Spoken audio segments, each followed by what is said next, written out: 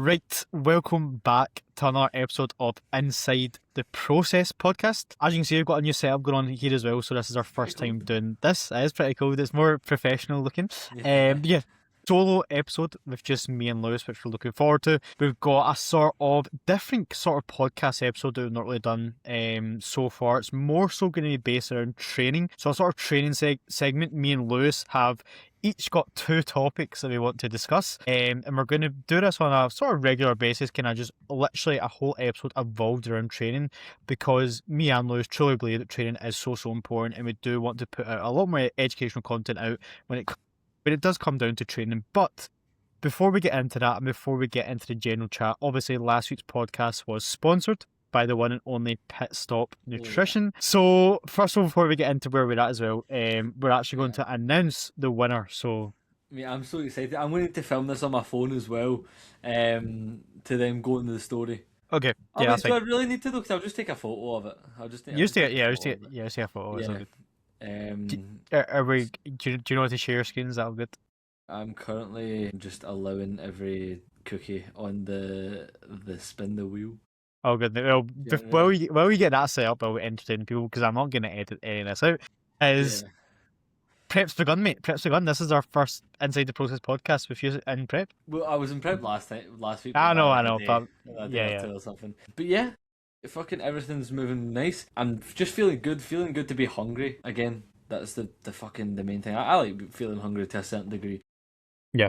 And yeah, just like fucking cracking on. Nothing's changing in terms of the way things get approached and stuff like that. I'm just full fucking locked in on the fact that I'll still be able to grow within the first, fucking 12 weeks at least of this prep. Especially with how lenient the rate of loss is as well, because we're already ahead of schedule by a fucking long while. So literally in the best place we possibly can be. Rate of loss is literally doesn't need to be fucking aggressive at all, so therefore training performance can be upheld, which is all good. Right, we've just had some technical difficulties trying to work this new spaceship of a program, but I'm pretty sure we should have it. If I share my screen here, can you see this, Lewis? Yeah, I can see this. There we go. Right, it is time. I need to look like so close in. Wow. Everyone's name that entered the giveaway is here, and we are going here twice as well, because I've got two entries, one for liking the post, following Pit Stop, following Brandon, following myself, and then one to share the story as well. Everyone that done that shared it to the story, so everyone's got two entries, so it's fair game. Best of luck to everyone, and I appreciate everyone who showed love to the post and also giving back to the viewers as well, and hopefully we'll have some more giveaways in the future, so make sure to continue to follow and listen to the podcast. But here goes nothing. Paul Kenrick is the winner. That is very yeah. Mate, my climb is two off. One of my thanks, brothers. Paul Kenrick. Wait, let me stop you. What a legend of a guy. He's never slow to go on and let yourself know how he feels about your content, YouTube, podcast, etc.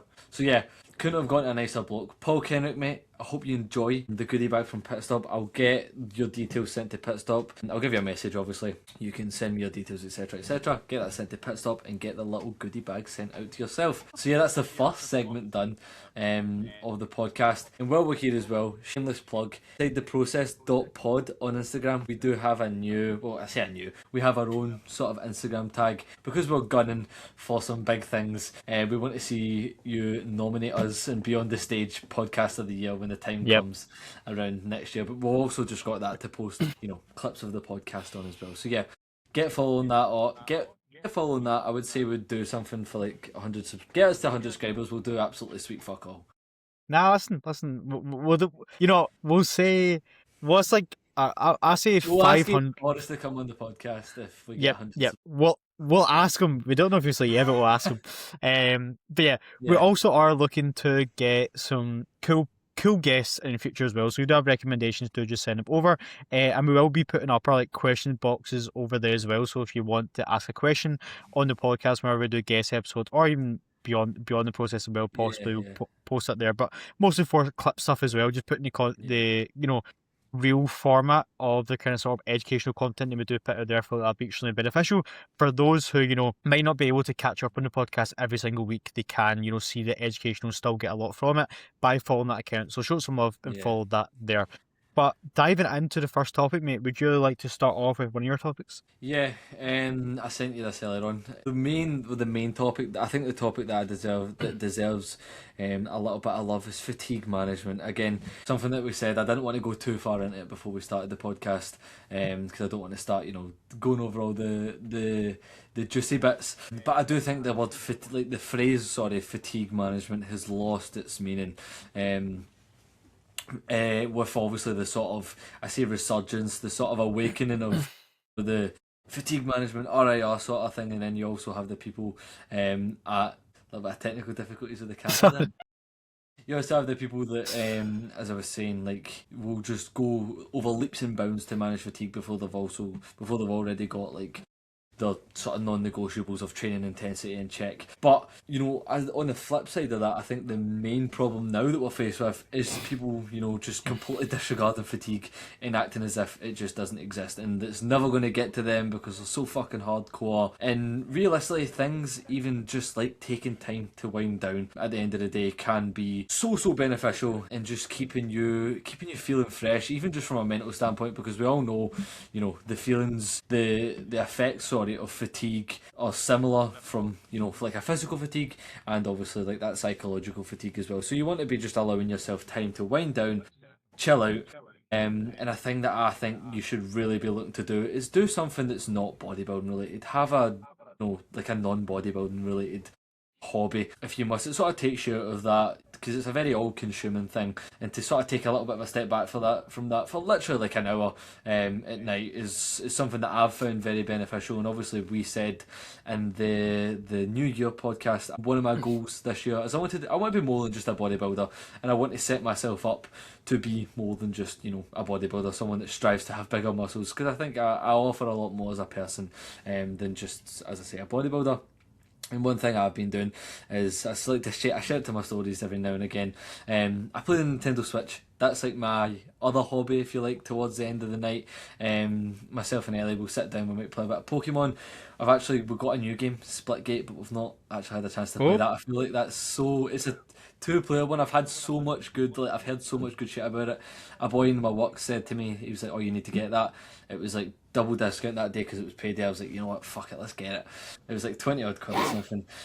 Apparently that's really good. But yeah, just taking that time to wind down, taking a little bit of a step back from bodybuilding. This does not need to be of any detriment to your process, by the way. Just having that, things are a little bit separate. Like for myself, as I say, Nintendo Switch, I like to watch the football every now and again. But yeah, as I say, managing that fatigue, that's more so from like a psychological standpoint, and that's what I think is more so overlooked within bodybuilding. People are always saying like, "Oh, how much training can I get away with?" Or like how many sets is too much, etc., etc. And although those questions are quite, blanket, and there's nothing really you can't really give an accurate answer to them.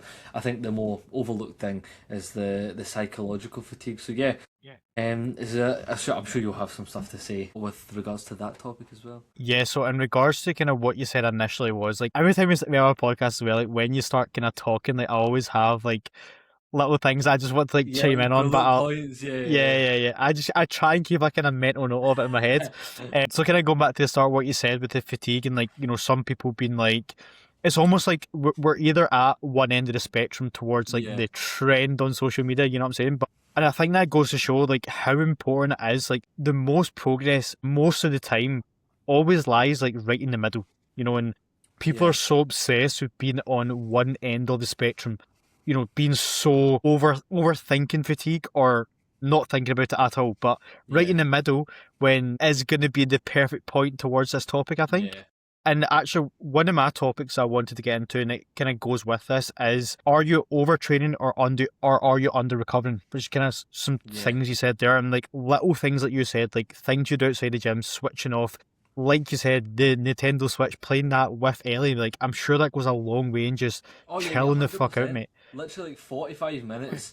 Like if you've played Pokemon, you'll know what it's like. Like you could get through like a cave, you could battle a few people. you could get to the next city, and it's literally like 45 minutes of your time. But before that, like before you know, obviously blue light blockers are on as well. Wholly optimal. Before you know it, I'm ready to go to bed. Like at that point, and I hit the sheets, and then I'm sleeping. It's it's really good. Honestly, like being fully transparent, like I think that is the toughest thing that I find within my whole process is like, see at night, like I genuinely, like most nights, I struggle to like just switch my brain off. Like I'm Yeah, always just, which in a way I guess it isn't a bad thing, but like when you look at it, it kind of is a bad thing because it can yeah, take away from my recovery. Like, and I really do, I'm conscious of doing something every single night that has got nothing to do with social media content yeah, creation, because like especially when I'm trying to put out a lot of content, etc. I've always just got ideas floating in my head, and as we kind of mentioned before we went on this yeah, pod, like something that I do as well is like I just write a lot of my notes. Like whenever I get an idea in my head, like I'll just write it in my notes. And actually, something that I probably might start doing now, I'm just having this conversation with you, is like start journaling again, because I actually do think yeah. that That's crazy. Yeah, I wrote journaling on that thing as well. yeah, that's On something the I daily did. board. That's something I did throughout prep. To be fair, Yeah, and I just like can I once again like it's just a sort of habit that I lost over time, I guess. yeah, But actually, I thoroughly enjoyed it. I don't really know why I stopped it. To be fair, even like a little 10 minute before bed. What I yeah, like to do as well is just kind of like mentally in my head. I do it most nights anyway, but I sort of just plan out, the day ahead as well, and that kind of yeah, puts me to bed and at ease, if that makes sense. Just once again, less thoughts in my head. But yeah, that's definitely something that I still can improve on, and something that I am going to consciously continue to yeah, improve on. But in regards to kind of what you're saying there, in regards to kind of jumping over to my topic there, is are you overtraining or are you under recovering? And when it comes to fatigue management, most of the time, genuinely, I would probably say if it's a percentage, 80% of people are more so under recovered yeah. rather than overtraining. They're more Thank so God you they're said that because I was so leaning towards under recovered as well. yeah. Yeah, Um and again, it goes with that fatigue management standpoint. Like, are you doing too much in the gym, or is your external variables, your sleep, your stress management, just mm, all over the place and it's not nailed down, and you really don't know how much you can truly get away with when it comes to performance in the gym until you have nailed down your external variables. yeah, yeah, 100%. As I say, I'm glad we both sort of agreed on that because I think it's so mainstream to be pushing your training, to be training hard and stuff like that, but it's not, it's not in the limelight almost of, as we say, taking the time to just chill the fuck out at night time, managing your stress, and obviously the lengths that will go in terms of physique development, obviously indirectly. But yeah, literally just as I say, just making that time to obviously setting out your sleep and wake time is a fucking major one, to be honest, and that's something Mate, like that's rare. massive, That's rare. Like, massive. see when I say to people like, "Oh, my bedtime." Like, what, you got a bedtime? I Like, know. what you don't? Mate, it's generally like, see on the consultation video that I send new clients Yeah, coming on board, that is the first thing that I nail into their process yeah, is it, and it's it's such a small thing realistically in the grand scheme of things, but see that consistency, your circadian rhythm, yeah, like there's honestly so much benefits that I can just ramble on about, like when it comes to meal times as well. And just like your body loves consistency, like that is what yeah, bodybuilding is, the monotony, the consistency day to day. Like bodybuilding and making a lot of progress is really not pretty. It is not pretty. It's quote unquote boring. Like for yeah. me and you, it's not boring because we wake up, we do the Yeah, same we stuff, enjoy but that we shit. enjoy it. Yeah, But from someone looking at the outside in, they're like, that is so boring. Like I remember, when I first started to get into bodybuilding, like, when I was working my part-time job, people would see that I start posting on social media, etc. They'd ask me, like, how do you, like, especially when I eat my meals, I eat my meal prep, etc. Like, how yeah, do you do it on a daily basis? I'm like, yeah, it's because I want to make progress. Like, I don't even think about it, if that makes sense. Like, it's yeah, just, yeah. do you know what I I mean? get Like, I get the same as well. Like when I'm in Argos, people are like, "Oh, you're disciplined. You're disciplined." Like, first of all, I do appreciate it. But second of all, it's not really like. Although yeah, people like that, they may see it as a chore. It's not a chore to me because that's how I identify as. I identify as someone who does that. So therefore, the chore aspect of the daily monotony has been completely removed because that is just who I am. That's what I yep. enjoy, and it's the same with you. I think, yeah. Yeah, it's actually like, I don't, it's just the way I live my life. Like, You don't just even like, think about it. You don't even need to think. yep, Like, it's just autopilot, and I think that is where everyone should strive to get to, where they literally like I said this on my YouTube video, but I'll actually wake up, mate, and like when it hits a certain time, I'm like, cool, like I know what every single day I'll do the thing at the Yeah, same time, and when it hits a certain time, I'm like, cool, on to the next thing. Like I don't even have to think about it. My meal yeah, timings, yeah. it's I know it's time to eat this meal at this time, and it's so easy, and I love that routine. Like Yeah, mate, the clarity of that, like, is fucking, it cannot be emphasized enough how important that is. yeah, and a lot of people think that having a routine, doing the same thing at the same time, is like you almost being in like a prison, but it's actually Yeah, the opposite. It's actually yeah, freedom. You know, routine equals freedom, and 100%. I truly do believe that because you know when you're routine, you're disciplined in that regard. That is only going to have a positive benefit towards your business, towards your studies, towards just how productive you are on a daily basis. Which, once again, one of the many reasons, or one of the many things that bodybuilding has taught me, and the positive things that it has engraved in my lifestyle, and therefore had a really positive impact on growing my business. Just me being a better person overall, me being Yeah, happier on a daily basis. Generally, I feel like does come down to the way I live my daily life. Because at the end of the day, like you know, your job is, you know, people working a 9 to 5, like that's like the majority of their life. And if you're not, you know, doing a like job that you enjoy, like that's literally the majority of your life. You're doing something that you don't enjoy. You know what I'm yeah, saying?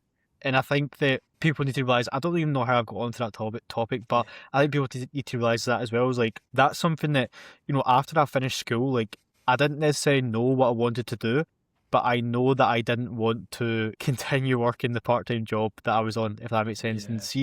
see the drive that that gave me to just like be as productive and just Hmm. improve every single aspect of my life. Like that drive is like I can't even put into words what like I would literally go to bed like just with literally fire at my belly. I do not want to, you know, be where I'm at right now, and that Yeah. fire is like you can't really put that into words. You know what I mean? Oh, no, 100%. When you've got that, when you've seen something that you don't want, like, and you just want to run like fuck away from it, like, oh, I had it like a lot when I worked at Nando's. Jesus Christ, man. I remember like I I remember we would spoke chat.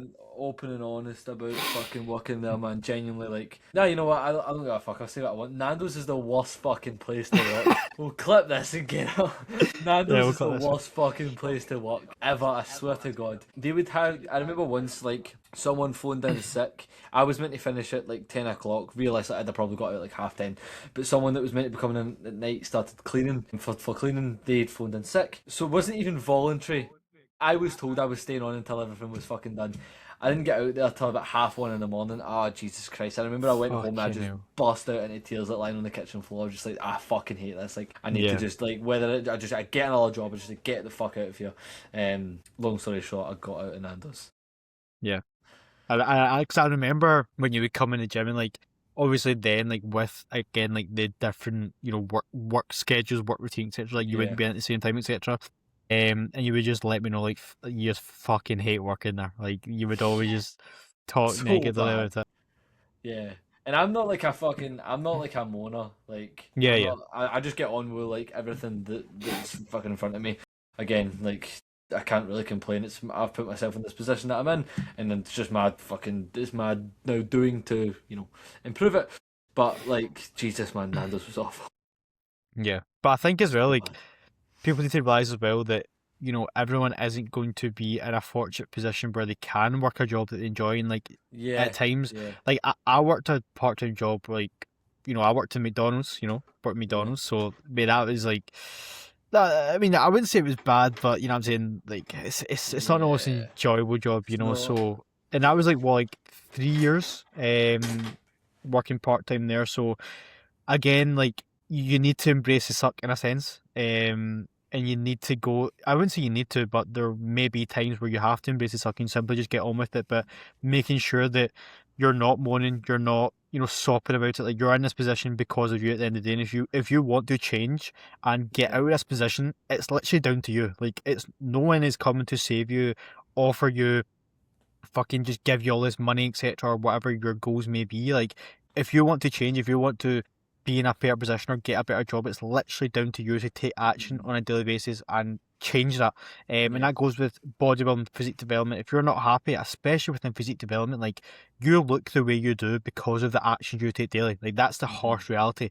if you're out I of think that's shape, the beauty of it as well, though. that is one of the reasons why I love it so much, because Yeah. it's literally, see if you want to change, like Uh-huh. you could, like it's literally down to you. I need to put my laptop on. All good, but yeah, But yeah, no, it's literally, it's one of those things, like what you put into this will be exactly what the fuck you get out. Obviously within the confines of genetics and stuff like that. But I do think that's what's so fucking beautiful about this sport, and why I prefer like a solo sport to a team sport. Because you've not yep. got shitty defenders letting you down in bodybuilding. Literally, I don't want to divulge too much. I remember once I scored a hat trick against this like fucking awful team. Genuinely might have been a perfect hat trick as well, actually. I can't actually remember, but I remember scoring with my left foot. I was never left. I was such an awful left foot. And then like we got better 4-3, and I was like fucking raging, the defenders and shit like that. I was destined for a fucking solo sport, man. Good times, mate. Mate, I feel like everyone, like in our little circle played football as well. Like I feel like it's a very Scottish thing, not a Scottish thing, but UK in general, like it is a like kind of normal, the sport people get into. And Yeah, I feel like it actually, just grow up playing football. yeah. I feel like it does teach you a lot though. Like not to get fucking too deep into it, but it does teach you a lot. Yeah, mate. Football's taught me fucking a lot, man. Mate, our off seasons, or no, was it preseason training? We actually got an ex like an ex Like a fucking soldier Clyde. PT. No, I was like, no. I was an ex soldier PT, right? And he would Yeah. literally like motto was no days off. So it was actually he was actually like David David Goggins, mate. Goggins, like the Like white he was David like Goggins. it was literally David Goggins, and like genuinely like he taught me a lot about myself. Like mate, I literally was like almost sick every session because like Yeah, I would just be so like unfit as well, but obviously just so fucked yeah. and just pushing myself to the limit. But just little things like that, teaches you a lot. But yeah, getting into the next topic, is there anything else you wanted to cover regarding overtraining, undertraining, under recovering and fatigue management? I think obviously what main thing is, if as well, like if you don't push the boat out, you'll never know. But this is more so with the regards to the overtraining. But obviously, like the most progressive way, the most stimulating way of progressive overload is to add another whole set. But again, Yep. the drawback to that is the fatigue. Like it's also the most fatiguing. And again, pushing the boat out with volume is something that I think everyone should try once in a while, because again, you don't know unless you fucking try realistically. You'll find your little sweet spot within physique development, because realistically, as we all know, everything fucking works. You could bro split, you could upper lower, you could push pull legs, you could train with 3 reps in reserve, you could train with 0 reps in reserve, you could go flat out failure assisted reps on every single fucking set. Everything works to a certain degree, it's just about finding your sweet spot. But yeah, that's what I would say. Pushing the boat out with volume. Everyone has to try it realistically, because if you don't know, you don't know. I think as well, making sure that your training is to a high standard, Oh because yeah, 100%. see if you're not trained to high standard, you won't be able to, stimulate the muscle to the best of your ability. And Yeah, no matter how much sets you do, if your quality is off, you won't be yeah, stimulating the muscle. Like yeah, someone like let's say person A could do 3 sets in a chest press, but their quality could be absolutely awful. They could be, moving their body about, not actually yeah, pressing through their chest, get a lot of shoulder, get a lot of tricep, compared to person B, who is really, really controlled, change it, cues are spot on. They're actually pressing through their chest, but they're doing 1 set. They're taking their chest to true failure. When it comes to the amount of stimulus that they're actually able to mhm, produce out that person B is, I wouldn't say most likely, but could be able to actually yeah, get more out of 1 set compared to person A, who's actually doing 3 sets and yeah. pretty much wasting their time as well. Like, when it comes to the time you spend in the gym, like not everyone has 2 to 3 hours. That's the Yeah, harsh and reality, that's and making fatiguing sure. as well. Like being Yep, in that exactly. environment for extended period of time, like that's fucking fatiguing itself. And obviously that's a little bit more nuanced and a little bit more, looking a little bit deep into it. But these things matter. Like being in that environment for 3 fucking plus hours, and especially if you're, training hard is one thing, but being able to stimulate the muscle is another thing. We're bodybuilders, we're not powerlifters. Like that's a thing that I've just we've all had to learn this at some point. But moving the weight from A to B is not productive from a stimulus standpoint, and in a lot of cases. Yep, 100%. And the last thing I want to kind of talk about in this topic is the more accurate your training, the less sets that you'll need to do. And that's kind of just pretty Yeah. much just concluding on what we just talked about there, but that's something really Uh-huh. important as well. Like, more advanced you get, obviously, the more advanced you get, to a certain extent, the more volume you'll need to grow. But at the same time, the more advanced you get, the more accurate you're able to be. So you may actually need less sets as you get more advanced. So I think that's something to talk about there. But yeah, my last topic that I have written down, which again kind of coincides with what we're talking about there, is just the reps and reserve chat and what people misunderstand about reps and reserve. And I think that honestly, unless you're really advanced, are you actually going to be able to determine how much reps you have left in the tank? That is the question. Yeah.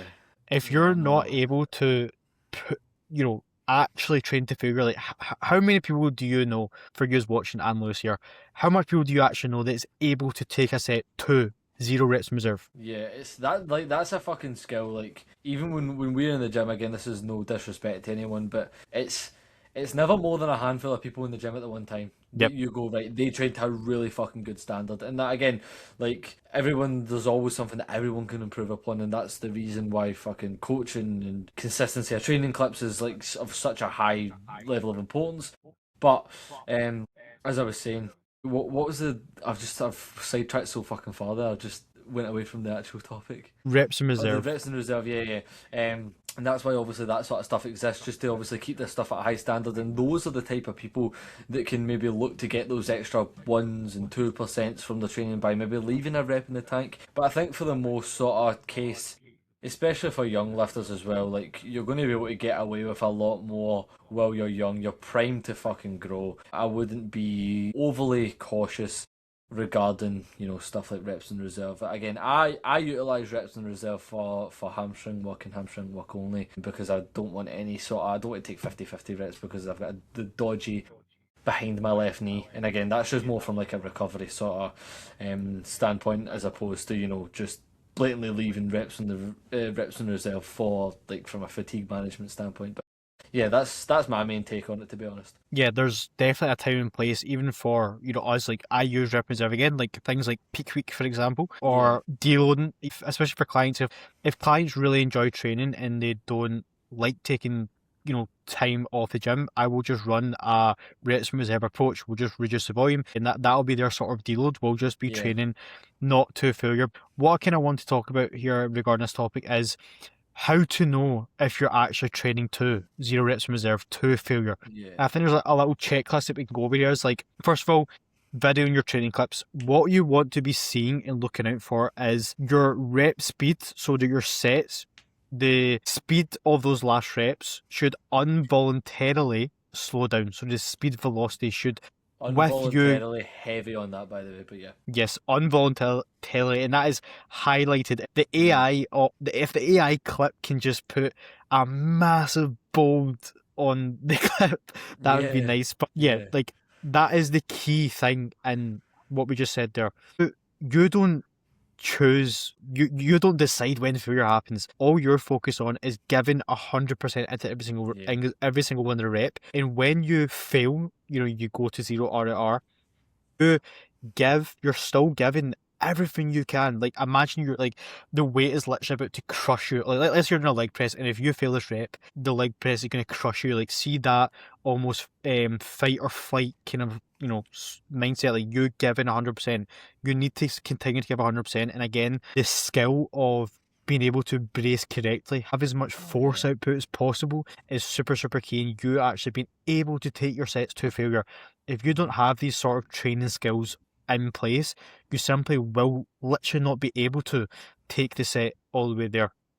And again, like, it's such a mental thing as well, isn't it? yeah. No, 100%. Like, I think as you were saying there, if you don't have these training variables of being composed, being able to just stay calm under load, be able to stay calm as you approach failure, especially when it comes to breathing and bracing, not getting to the top of a rep, and that's something that fucks me up the wrong way. When you see people at the top of a rep and they go, like, you're getting nothing out of that. Just chill the fuck out. Like, and then, as I said on my post the other day, like, if you need to take like an extra half a second in the eccentric to get a sufficient enough brace in, then fucking do it. Like there's no like right or wrong answer to how long should your eccentrics be. They should be as long as they fucking need to be, and just to get that right brace in to then obviously get the positive force output out. But as you said, like I don't think you can possibly, I don't you think you can possibly be training to true failure if you don't have these little variables ticked off along the way. It's like the way I like to think about it: if composure, breathing, bracing, accuracy is all out the window, then you cannot train to failure. You need to unlock this. You need to master that sort of stuff before you unlock training to failure. But yeah, it's a fucking hard skill, and as I say, that's just the importance of training clips. Yeah. Mate, what you said there, the breathing at the top of rep. I remember when I started with Josh, he programmed me in 2 sets of hat squat, and I was like, mate, Yeah, I cannot do 2 sets of yeah, hat squat. Like, because, like, see, when I would do a hat squat set, my last, like, 5 reps, I would literally be at the top going. And what that does is, it makes you nauseous it's because, just exertion headaches. Like it's crazy why people do yep. that. And that's how you feel, like, sick. And why you're Yeah, sick after a set yeah, is because your breathing's all over the place. But again, another thing you said there that I'm a massive component of is towards the back end of the sets, and something I recommend to genuinely all my clients is, especially when they're looking to improve their composure or the yeah, composure isn't as good, see those last reps actually slowing it down. Because what you commonly see is when people don't train to high standard, what they do is as they get towards those last few reps, the speed of the eccentrics will speed up, yeah, which is actually the opposite of what I would suggest. I would actually yeah, recommend yeah, slowing them down so you're able to brace correctly, get your composure spot on, and actually keep that intent in the muscle group. Because let's say, consistently you're doing a 2 to 3 eccentric, you're controlling the load down, but as you approach those last 2 to 3 reps, you're just bombing it. yeah. And The the set ends tension, prematurely. yep, and you're not going to be able to take the target muscle to failure. Like, for example, if you're doing a chest press, you're controlling it down here, control change direction, being good, right? Okay, you're getting a lot of the chest, but in the last few reps, you're literally just going boom, boom, boom, boom, boom, boom. Like, are you actually getting much of your chest Yeah, there? Probably not. So, again, just keeping that intent in there is super important. yeah, 100%. I feel like that the main sort of component of eccentric speeding up towards the end of the set is a lack of composure.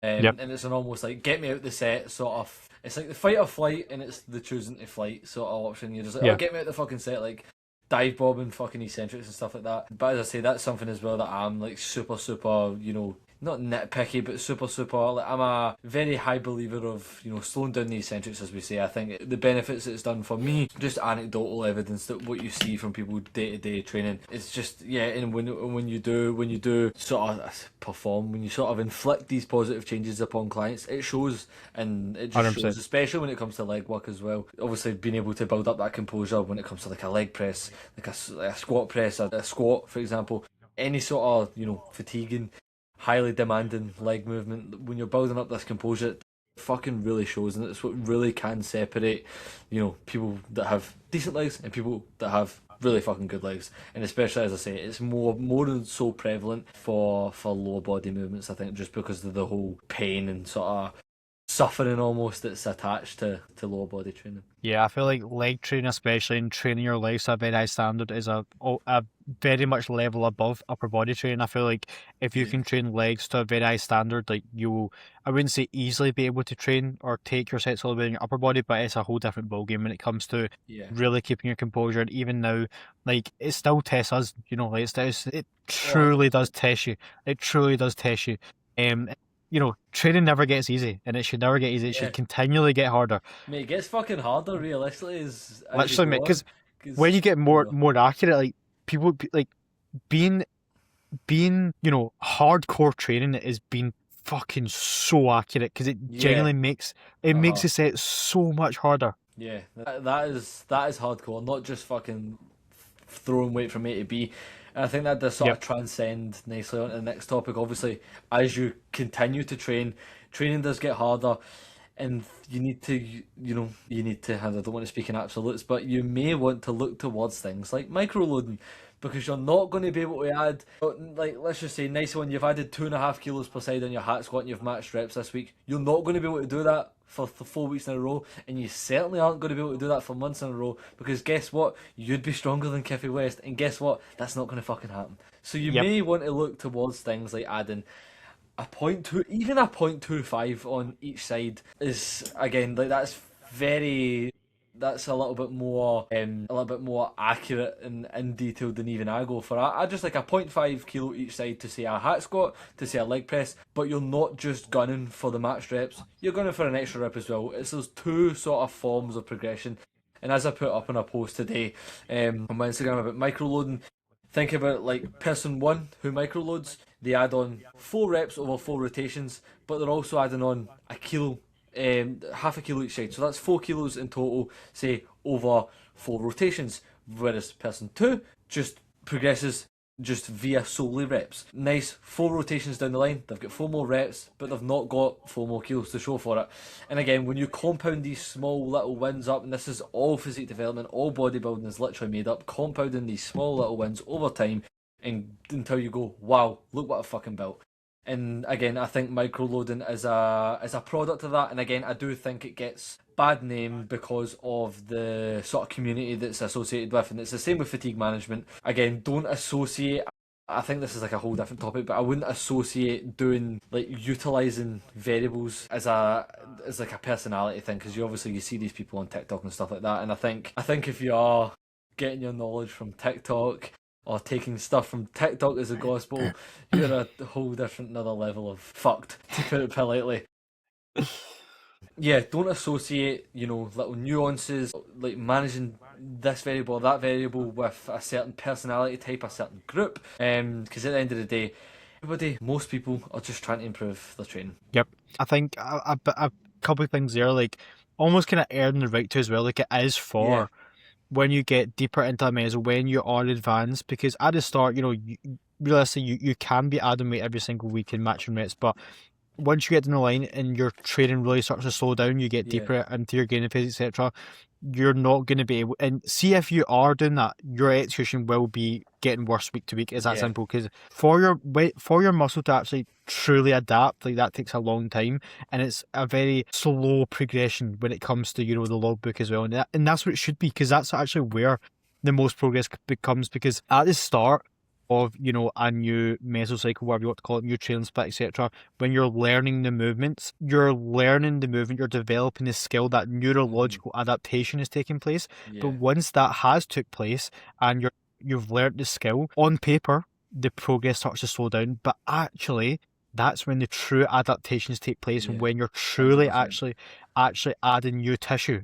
As a result of you adding tissue, you're getting stronger. It's not just you getting better at that movement. So I think that's something that goes to show as well, is like how important microloading is. And honestly, mate, like the difference that is made towards my pressing, especially coming out of prep, has been night and day. And again, this is us being in the field, being in the gym and actually trying it for ourselves. It's not just, what a study said, etc. It's actually us trying it. Yeah, so anecdotal evidence, I think, is always going to fucking prevail over, the stuff that's on paper. Like you just said there as well, like when you say the progress starts to slow down on paper, but that's only on paper. That's not like through physical application of X, Y, or Z. Like that's just the paper. That's only looking at it from one point of view. That's not taking other things into consideration. And I do think, like, I was literally going to say that as well about like the neurological adaptations and stuff like that, and running a movement for a sufficient period of time so that neurological adaptations are no longer taking place, so that you actually allow yourself to get stronger at a movement instead of just switching from movement to movement.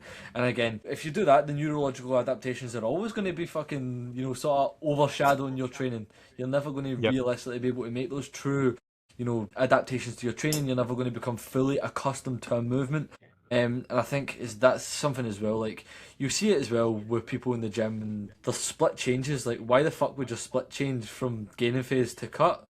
Mate, what the fuck is the point in that? You're using machines that you've never used. You're going to now take weeks and weeks and weeks to adapt. Before you know, the diet's fucking done. You've lost tissue, and you're in a whole worse scenario than you were previously. If you just stuck to the stuff that continued to refine that throughout the diet, improve your training, because you still can't do that, then you're just going to become a more skilled athlete. And I don't see why that's not as maybe is what's the word, prevalent as it should be. Yeah, it's just a lack of knowledge, though, isn't it? Like, because I generally it's so important that you stick to the same movements over a long period of time. That is generally Yeah. where the progress is.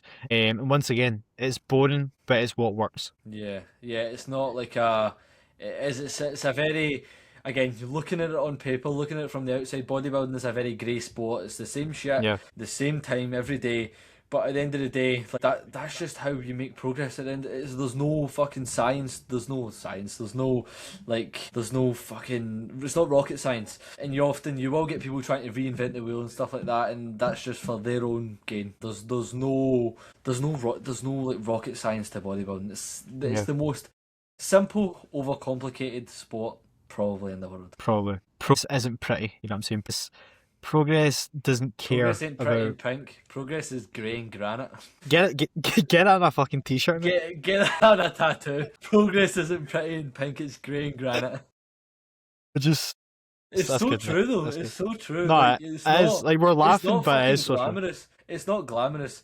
But again, the way that we say that, it does come across as if like you need to fucking, it needs to be so blood and guts. It doesn't need to be like that. Like it needs to be enjoyable. Like literally, as I said this morning, like I've been running it back. I know there's some people on this that will have watched Spencer FC, the Wheel of Fortune. I watched that with my cardio, mate. I am choking to do cardio again. I've not got cardio till next Tuesday. Like today's Thursday, and I'm like, I want to do cardio, and I've only got 20 minutes. And I was going into my check-in last week knowing that nothing was going to change because like the condition had improved drastically, albeit body weight had not dropped much, and I was like, I want another cardio session. It's like doing these little things to make your process more enjoyable is going to make it like so much better in the long run. And again, there obviously does have to be that, you know, sort of sacrifice where if you have big goals, you need to kind of be willing to do whatever it takes, and that's kind of, I think that's the way that we both are. Like I'd be willing to do realistically whatever it takes to achieve my goals. Like I'd eat plain chicken and rice, but you know I don't need to eat plain chicken and rice, but I'd eat my creamy chicken pasta. But yeah, make your process more enjoyable, and your adherence, if that's an issue, will, as a general sort of term, it will take leaps and bounds. Yep. Actually, I was talking to someone in the gym the other day. It was just like I was the first time talking to him, and he just like a quote unquote lifestyle client. Like, he just there to kind of lose some body fat, etc. And he was just like asking me questions, etc. And he was telling me how just recently he took out all seasonings from his diet, and I was just like, and it wasn't like calorific seasoning. It was just like 0 calorie seasons, and I was just like, mate, like there's genuinely no benefit to that. Like you're just making the process harder for yourself. Like literally the advice I gave to him was like just make your meal plan as enjoyable as possible so you don't think about or want to eat anything else. That is the biggest secret. Yeah, So actually just yeah, do the opposite of what you're doing. Put more effort into your meal plan. Eat the same yeah. food every single day, and the less thinking you have to do, the better as well. Yeah, 100%. When it comes to meal plan, like the less thinking, the fucking better. The decision fatigue again, it's another fatiguing aspect The F word, man. of. The F word's been I fucking mean, thrown about this episode. it's so true though. Like it's lost its meaning, and I feel like people are almost scared to say it in a way because they kind of get bracketed in with those people that are the fatigue management warriors, if you like, the RIR warriors and blah blah blah blah. They don't want to get sort of subcategorized in with them, but it's fucking true, man. People need to manage their fatigue. And as you say, they're like making your meals like enjoyable. In a diet, placing your meals around, times in the day where you may be hungry is something that I find beneficial. Like the way I have it as well on my training day, on a non-training day, sorry, is I'm more so hungry towards the end of the day. That's just the way I am. I'm not really hungry in the morning. I eat in the morning because it matches up with my goals, to be honest. Otherwise, I'd not be eating until about 12 o'clock in the fucking day. So what I do is I titrate up carbs towards the end of the day. Again, it matches that sort of hunger profile. Not that hunger is a bad thing, but it also bleeds into the next day of training as well. So, and I enjoy my rest day meals like so fucking much. Like I just had chili before the podcast, and then after the podcast at about 7:45, I'm going to sit down a nice big bowl of creamy chicken pasta. Like, Yeah, mate. and there's nothing else I want. Like I'm not like, oh my god, I want a fucking Five Guys or I want cookies or this, that, and the next time, because I fucking love my meal plan. Like, and again, Yeah. when you're a diet, and I feel like it is, well, this is certainly the way it is for me. Like, I'm happy with anything. You could sit me down to chicken and rice. Give me chicken and rice and like spring onion. Like literally, you could sit me down chicken, rice, spring onion, banana, say, and I'd be fucking well happy. But like, thank you. Like again, the more you obviously diet, the more acquired your taste buds become in terms of like you would fucking be happy with anything. But I Yeah. think, like you say, making the process harder for yourself is not fucking in any way, shape, or form positive, especially for like a lifestyle client as well. It's not really, you don't need to be balls to the walls, like fucking all or nothing, do or die, blood and guts. Like if you're not, in these realms for competitive reasons, to be honest. But again, that's just my opinion. Yeah. See, when you have well, a lot of variety in your diet, you Yeah. don't crave shit food. You do not crave shit food. Yeah, no, 100%, mate, 100%. And I've actually made some changes to my diet. I'm sure you've seen it on my story Yeah, today. I've seen that. Really good, mate. Really Is it good. good? What was it? So you had kimchi Yeah, and kimchi and sauerkraut. sauerkraut. So I added Yeah, them. so I've also does kimchi taste nice? I asked Ellie because she used to be yeah. vegan and she said it's fucking rank. I really like it. It's Or just like vegetarian, she used to be, I don't know. it's like some sort of cabbage or what's like a red Yeah, it's cabbage. like So it's like fermented red cabbage, and obviously like the benefits that yeah, that yeah. has just from like a healthy gut microbiome Yep. standpoint as well, which is that's It's really obviously nice. why you're eating it. But again, Yeah, making sure that it does taste nice as well is obviously going to go a 100%. fucking very long way in terms of obviously, I mean obviously adherence would never be a problem for someone like you, but adherence on the bigger scale of things for people. Yeah. I have it in my chicken and rice. It's really nice. And then Yeah, this and it's another texture as well. yeah, it's really nice, mate. Again, like just that Where did you variety is get your really seasonings beneficial. from actually? Because I'm going to fucking order them now. I got it from in America. Yeah. So I'm not Fuck. sure if he. So it's called Dash Season. It's called like 0 calorie, nothing in it. I'm not sure. Yeah, I'll actually almost run out, so I'm gonna try and look for somewhere I yeah. can get them. Because But my they are really good. paprika's got like a bit of fucking calories in them, and I'm like, I don't fucking like that. Yeah, yeah. I would just get. I would. I'm not sure you can get it off Amazon or somewhere, but It's I would. 15 calories every time I use it, but like, I'm just like, Yeah, just I just don't little want things that. like that. I just Yeah, don't I want it. would recommend Dash Season. I'm not sure where you can get them again. So this sauerkraut is like a kind of Yeah, like. I'll put I'm this pretty in sure. dash season. I Here would. you go. No, keep I'm talking. pretty. Yeah, I'm pretty sure the sauerkraut's like a white cabbage as well, but it's kind of more like an onion kind of thing. It's really nice as Yeah. well. So got that in my plan. Also added some spring onions back in because I was having them throughout Oh, our prep. mate, spring They're onions so are good, the mate. goat. So The good, fucking so goat, good. mate. Spring onions with kiwi, by the way. My Cool. days. So fucking good. Spring onions, kiwi, bananas, chicken, rice. Yeah. That's my post-workout meal. Just I've also added in some good. strawberries. Strawberries are goated, mate. Strawberries are goated. Yeah, strawberries are really, really good, especially again. People talk about not wanting to volumize your food, but I definitely think there is a time and a place for volumizing your food because obviously you don't want to be, say, going to bed fucking hungry. You don't want to be training hungry. Utilizing strawberries is a fucking great thing, especially like frozen fruit as well, just from more so from like a price standpoint. But strawberries are like, Yeah. it's like 20 calories per 100 grams. Like, fuck's sake. You Yeah. could eat a No, kilo of strawberries for 200 calories, mate. yeah. Like, what the I fuck get is the that about? I get some strawberries. This is some. I've got a reel coming out on this. It's just like a clip from my YouTube. But Yeah. why don't people go more so for like a berry medley instead of like a frozen raspberry or like a singular berry? Because it's half the fucking price. Again, you might the drawback is you might get some berries that you don't like. So personally, I don't like frozen cherries. I don't really like frozen grapes. But again, the wider micronutrient sort of profile on them as well is something that I'm just like, yeah, I like that. Mate, Dash season is expensive, by the way. How much you saying? I've seen on Amazon here. I'm just going to order it anyway. I get paid tomorrow. How much? How much? I got a tax rebate. I'll tell you after No, the podcast. no, I'm not asking how Oh. much you're getting fucking paid, mate. I'm asking how much the dash season. Okay. So for the Mrs. Dash combo, all seasoning blends, 2.5 ounces. What is? I don't fuck with ounces. I'm not like To be that fair, type mate, of guy. I just ordered 70 quid of dark chocolate today, so I got I the. got 101 servings, right? So this one is garlic and herb, onion and herb, and original blend. That's good. That's Garlic and 50. herbs really good. Mate, I'm a sucker for like a. I love like don't I liked using like onion granules and garlic granules. I use Yep. that like, all throughout my off season. That's what it's like. That's what it's like. It's really They're good. more calories, right enough, and it's obviously more through your GI tract.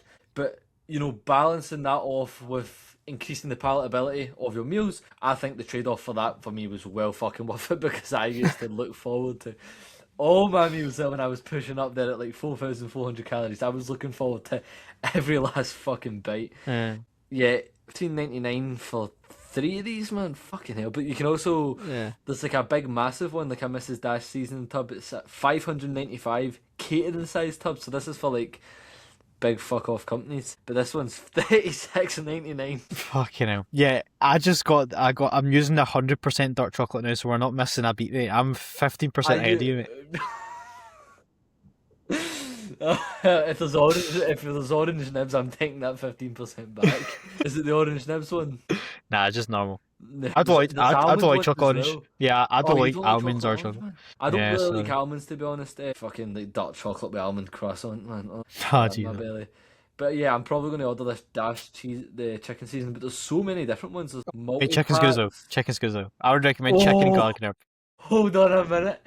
There's this one, 12 variety pack. It's 80 quid though. Do you want to half in for it? I'm down, mate. I need some seasons. Yeah, mate, there's so many. This is just turned into a Dash season review podcast. So there's chicken. Oh, hold on a minute. The chicken and garlic and herb is my two. The other two I had was the original and then lemon and herb. So there's chicken grilling blends, original season blend, garlic and herb season, Fiesta lime. Now I fucking really like lime, and you said that avocado is very similar to that. I like Yep. like squeezing lime when I go to like a Mexican restaurant, etc., etc. There is a steak one. There's a tomato. There's a Southwest Chipotle. Fucking hell, man! My Prep days. taste Mate, buds they are coming sound good. They sound good. lemon pepper, onion herb, Italian medley, extra spicy, and table blend, all for a grand total of 80 quid. Jesus Christ, I'm going to be loading Why up is it so corn. much, mate? Mate, I'm do you gonna know how load up some small? corn on this. Do you know how There's small only the bottles four are, in mate? stock. Food focus. How is it? How is this pod came to this? But Yeah, I'll Yeah. jump back on. But yeah, Yeah, I actually will have a look at that. no, yeah, we'll have a look after that. But anyway, talking about the last meal, it's time for my cream and rice meal, which I'm very much looking forward to. Again, mate, there's honestly nothing I would genuinely want to eat What's than the this flavour cream and rice meal. combination though? What is the flavour combination? Tonight it's going to be the white chocolate coconut as the base, cream and rice, and then for the whey, I think I'm going to who go gave you for. that? No, I finished that, mate. I finished that. But yeah, but like, I see with like the cream rice and whey, like I can literally have like different whey flavors every night. You know what I'm saying? And like Yeah, that yeah. variety is super beneficial. So tonight, what am I going to go for? I think I'm going to go for cereal milk or vanilla. Cereal milk whey. Yeah, or vanilla. I don't Underrated. know. We'll see. Underrated as fuck, mate. Good. Because Mate, you see in the I'm cream and rice, loving- it's like a frosting, like a cake frosting. It's like a cake frosting, mate. It's so nice. Like, We're so food focused, mate. I'm enjoying having like a variety of whey flavors as well. I'm just rotating. Like today, I just opened up carrot cake. I was just like, you know what, I fancy carrot cake today. Do you know what I've done as well? It's fucking disgusting. But put the dark chocolate in my mouth, crunch it up, and like sort of spit it back into the meal. Why? Because I seen Butcher doing it. It Why mixes does with Butcher salt. do it? Like- I don't know, mate. It's disgusting when you think about it. But at the end of the day, But, the like- food's going in your mouth. Like it's just Like- it's like dark chocolate shavings almost in the meal. So just to So- get it smaller, like Yeah, instead of grating it, which is like dirty in a grater, and graters are really fucking hard to clean and stuff like that. I just break it up and put it in, mate. Yeah, mate, you're obviously you're just not food focused. Yeah. Mate, I've Fair started having chia seeds as well. Really Oh. fucking really good I- fat source as well. I don't Yeah. see people using them. A I lot- put some of my clients on that, but especially Yeah. got a good amount of fibre as well. Yeah, yeah. A really, really good source of fat. And a little tip, out of Mr. Petru Roncha for this tip. My headphones have just run out. Quality. Good. Can you still hear me right? Yeah. Yeah. Yeah, all good. A little bit of a tip for the utilization of chia seeds. Set them in water a little bit before it, or I just like to set them in my whey. It lets them fully expand and it forms that kind of gel-like substance. It's been shown to be a little bit more absorbable in your guts. Yeah, that's Interesting. that's just a little bit of food for thought. But yeah, No, thank you, mate. Well, I think that's a very good episode. I think there's a lot covered in that, a lot of information, a lot of general shit talk as well. So a yeah. good balance. Dash of- seasoning and education. Shit talking education. It's just inside the process for you. and the well done to Paul as well for Mr. Paul the. Kenrick, yeah, I'm gonna give Yep. Paul a message. We've got a group chat with Paul actually as well, so I'll message him in that. Oh, that's who it is. Yeah. Oh, what a guy! He's literally What a he's such guy! he's such a fucking gentleman. That's what I'm saying. He's never slow to tell Oh, you mate. that he enjoys. No offense to everyone else, but I don't think anyone better could have Yeah, fucking yeah, won yeah. that, mate. Because he literally messaged me and Lewis and was telling us like how he really likes the podcast, like how well we're doing, etc. So you know what a wholesome little end and start to the podcast. But Yeah. that's all from us. Thank you for the chat as always, Lewis. Are Pleasure, you on Beyond the Process this weekend? Beyond the process this weekend, yes, I have Love it. narrowly scraped beyond the process this weekend because this girl was moaning today in work. She was like, "Oh, I'm 26 on Sunday and I can't do it, and I'm off Sunday." And I was just like, "I'll do it," and she was just like, "Nah, it's fine." I was just like, "Well, There we go. don't fucking." Right, there we go. We shall see you this weekend for Beyond the Process and then Inside the Process next week. Thank you for watching to the end. On YouTube and Spotify, as always, make sure to like, subscribe, and if you're on Spotify, give us a 5-star rating and follow the new Instagram account as well to see all the podcast clipped up and some special giveaways in the future as well. Goodbye, people.